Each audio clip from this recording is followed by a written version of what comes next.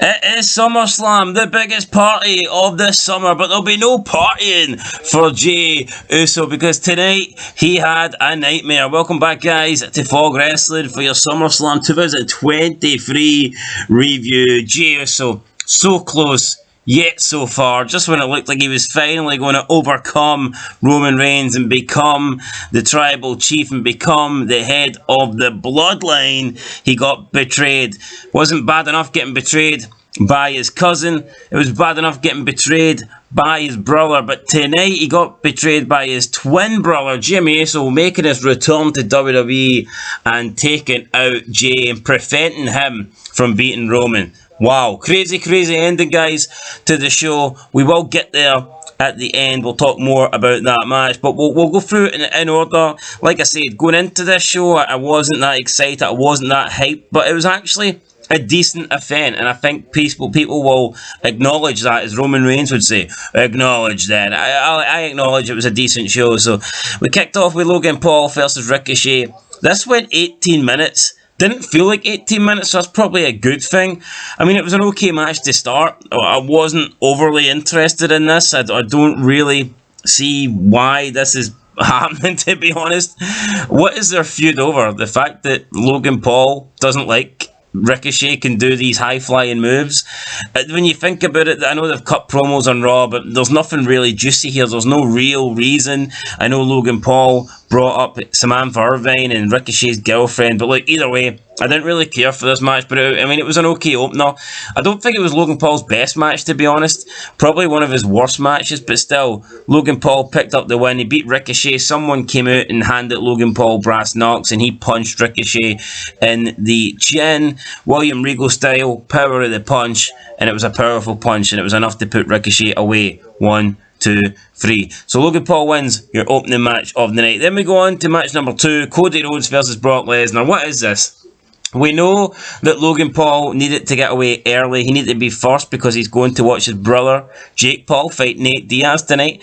But now we've got Brock Lesnar going on second, and Brock Lesnar always likes to leave early as well to go home because he doesn't want to be here at the shows. I mean, it's weird that they're getting all the people that just don't want to be here. Let's put them on first and get them over and done with. So first you get Logan Paul, now you're getting Brock Lesnar. A long match considering it's Brock Lesnar, to be honest. Now, Brock Lesnar used to do 20-minute matches all the time, but other than the one against Roman Reigns at SummerSlam last year, it has been a long time since we've seen Brock go this far in length. It was like 18 minutes, so, I mean, yeah, good match. Cody Rhodes, so beating Brock clean. It was like one of those Brock dominant performances, but then Cody Rhodes overcomes it at the end.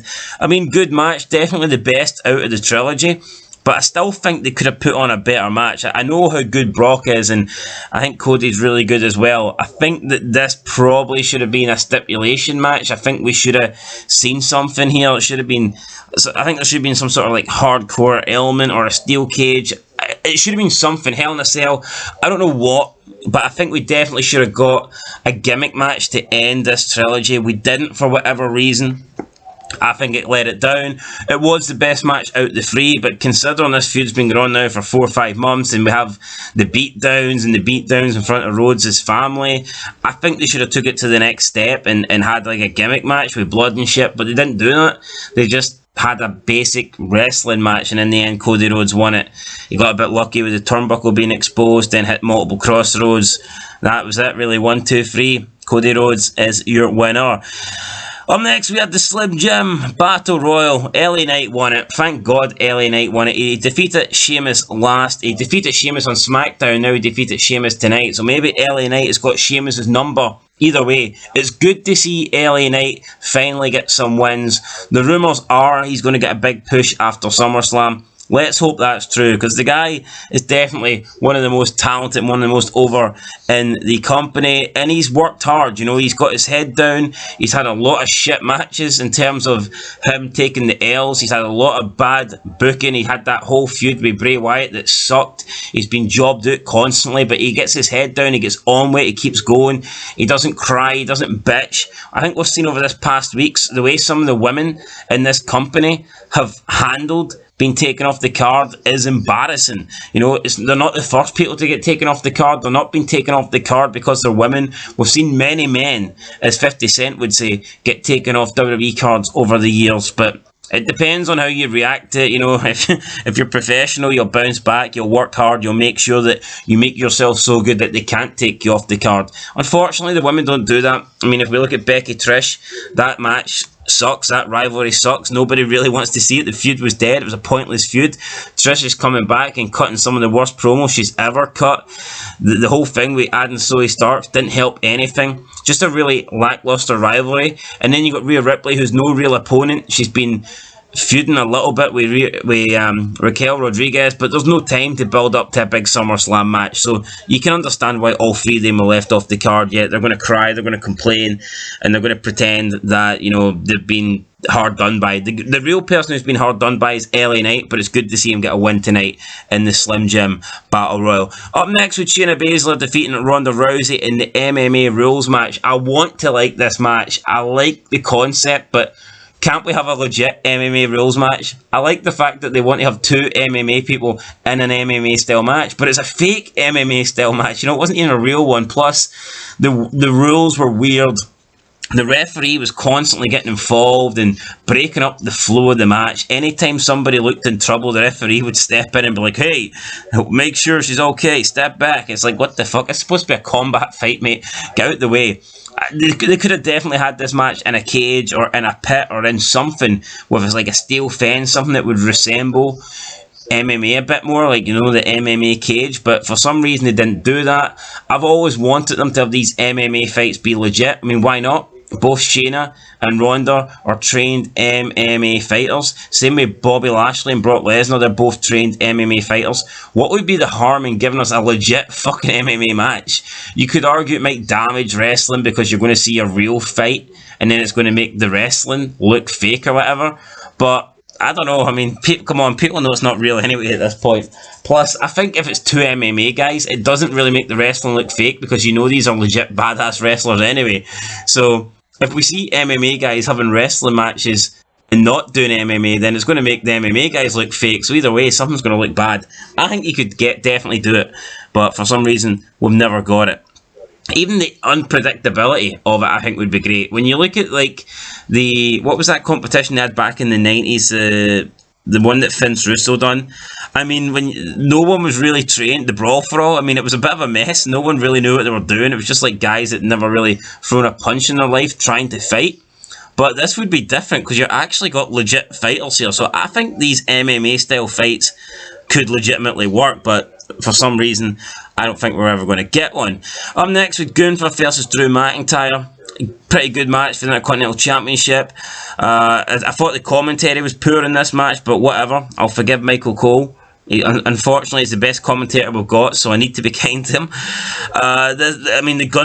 The Gunther reign in terms of feuds and storylines has been boring. There's no doubt about that. The title reign is boring. His character is boring, but he puts on good matches, and I'll be the first to give him credit for that. I've never not said that Gunther puts on good matches. Every time I've watched a Gunther match, it's been good. But unfortunately, he's just boring. He has no character. He is boring. Imperium is boring. His title reign's way too long and is also boring. And I wanted Drew to win tonight, but Drew didn't win, so unfortunate, but Gunther remains the Intercontinental Champion. But I mean, up to this point, all the matches were decent. Now, the MMA rules match was a bit shit, but I did kind of like the ending, and I don't blame Ronda or Shayna Baszler. I just think the whole setup where they have to have a fake fight is, you know, a real fight, but it's fake. The whole concept of that's garbage. Anyway, up next we had Seth Rollins versus Finn Balor. Spam finishers galores. So many times I thought this match was over, yet there was kick out. Damian Priest came down, the Judgment Day came down. Priest tried to help Finn Balor. Finn Balor thought Priest was cashing in. Priest was like, no, I'm giving you the briefcase to help you so you can use it on Seth and win this match. But there was confusion after confusion. And eventually, by the time Finn Balor realised what Damian Priest was doing, he tried to pick up the briefcase, but he got stomped onto it. 1, 2, 3, still the champion, Seth Rollins. We've seen Damian Priest and Finn Balor look at each other. So there's going to be more conflict within the Judgment Day. How will this get resolved? Will one of them need to leave? Will they add a new member? What is going to happen? Maybe Finn will challenge Damian Priest and he'll say, if you want to make up to me, give me a shot at your Money in the Bank briefcase. Who knows? But I guess it gives them something to do. So yeah, Finn Balor and Damian Priest not exactly on good terms right now. Then we've got the triple threat match, WWE Women's Championship on the line. Bianca Belair defeated Asuka and Charlotte Flair. Now, everyone loves Asuka. Everyone says Asuka's great. Asuka says we're going to get a great Asuka run now because she's Triple H's girl. And now that Triple H is in charge, Asuka was supposed to get this big title run. It was going to be a great title run. It was going to define her WWE career. And it didn't. This title run was bad. It was a really poor reign. It was nothing happened. Literally nothing happened. She beat Bianca Belair. She cheated a couple of times. Sprayed mist in a few people's faces, and that was it. I can't believe her title run has come to an end like this. So yeah, in this match, we had Bianca Belair getting taken away, sore leg. Charlotte Flair dominated this match. Charlotte Flair must have complained. She must have said, look, since I'm not winning, I want to be dominant, because it was actually unbelievable how dominant Charlotte Flair was in this match compared to the other two. I mean, at times she was just completely, beating these two around, and the match was very botchy as well. A lot of errors, a lot of mistakes, a lot of the stuff looked sloppy. The moves looked sloppy. At one point, Charlotte Flair's top came unloose, and she had to stop and get the referee to fix it for her while Asuka and Bianca are just sitting in the corner waiting. Then she went for a double natural selection. It looked shit. She went for a double moonsault. Looked shit. She tried to go for a double figure 4 lock and went shit. I don't know why, but she kept trying to do double moves in this match, and it didn't look good. It did not look good at all. But in the end, she's got the figure 8 on Bianca. Asuka comes in and sprays the mist into the face of Charlotte Flair. And then Bianca rolls up Asuka. 1, 2, 3. New champion. So the new champion is the woman that previously had the belt. Why not just let Asuka keep the belt? I don't get it. I mean, at least Charlotte didn't win. That's the only consolation. But yeah, Bianca Belair is the WWE Women's Champion. Or is she? Because we get Io Sky running down with Bayley. She's cashing in the Money in the Bank briefcase. The referee rings the bell. Bayley takes out Charlotte. Bayley takes out Asuka. And then Io Sky wins with the moonsault. 1, 2, 3. Celebrates with Bayley. Celebrates with Dakota Kai. She came back. Damage Control all celebrating. It was a year ago today. Damage Control formed and Io Sky came into WWE, or came back to WWE at SummerSlam. And 1 year later, she's champion. So yeah, I mean, won the belt in a year. She done pretty well, I guess. And yeah, fair play to Io Sky. Respect or whatever. But it's going to be interesting to see what happens with Damage Control now. I can only assume that her first defence will probably be against Bianca Belair. And then after that, I can see it being Io Sky versus Bayley. But I'm not too sure why Asuka didn't win and then have Io Sky cash in and Asuka, because they've always teased doing Io Sky versus Asuka. We've never really seen that match, that rivalry.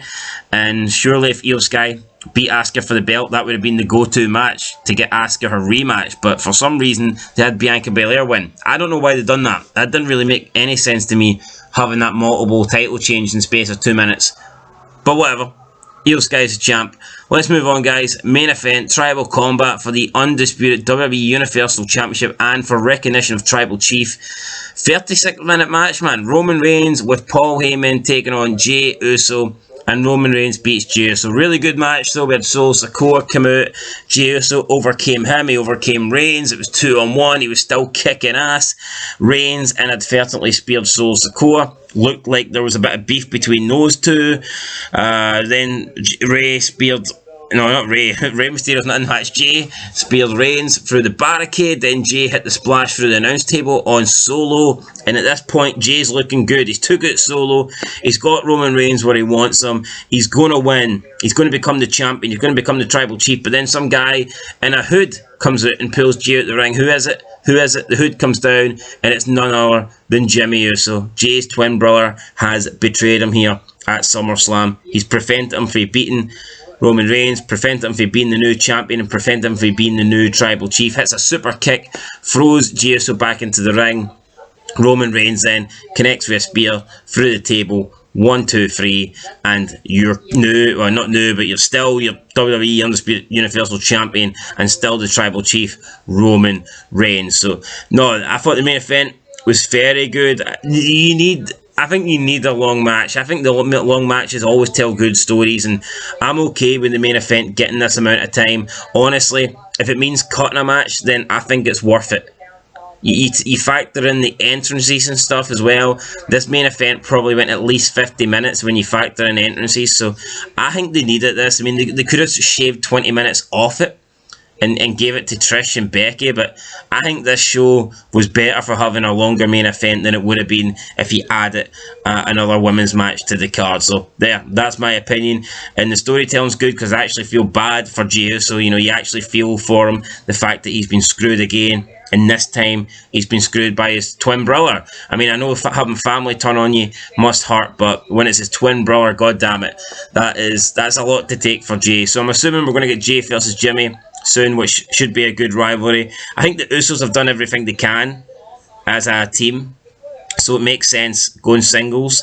And I think them having a good feud against themselves before moving in a different direction altogether, I think that'll be good, having Jey versus Jimmy. And you know, I think they deserve a big singles match at a big pay-per-view because they have been an important part of the bloodline. You know, they've been the tag team champs for almost 2 years before they lost at Mania. So the Usos have been really, really good. So no, the matches were good. This was a good pay-per-view in terms of matches and the storytelling for the main event. Again, I thought was really good having Jimmy come out and attack Jey. So yeah, overall, I thought it was pretty decent. A lot better than I expected it to be, guys. So I am going to give this SummerSlam, I'm going to get a 6 out of 10. It's a lot better than I thought it would be. The matches were good and the main event was really, really good.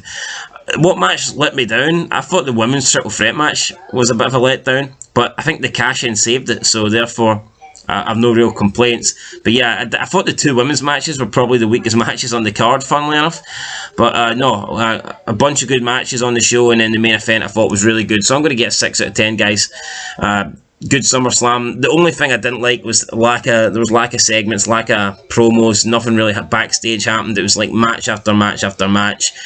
If they had a couple of good backstage segments, then maybe I could have given the show a 7 or something. They did have a commercial or 2 with The Miz, but overall, guys, it wasn't that great. But yeah, the matches were really good, and the main event was fantastic. So yeah, Bloodline stuff delivers again. I know it's getting a bit boring. I know it's getting old having Roman Reigns win, but I mean, you can't deny it's probably the best stuff going at the moment on WWE. So yeah, that's it, guys. I'll catch you in the next one. Till then, been Fog Wrestling. Thanks for watching, and peace.